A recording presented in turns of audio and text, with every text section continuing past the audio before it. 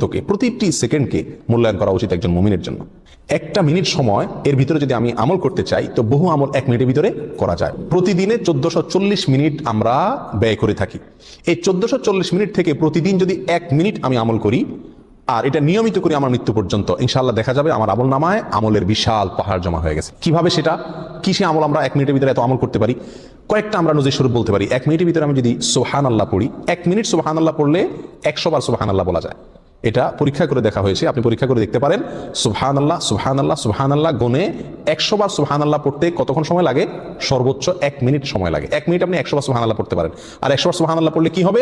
সহিহ মুসলিম হাদিসে আসছে, নবী সাল্লাল্লাহু আলাইহি ওয়াসাল্লাম বলেছেন, কেউ যদি 100 বার সুবহানাল্লাহ পড়ে আল্লাহ সুবহানাহু ওয়া তাআলা তাকে 1000 নেকি দান করেন।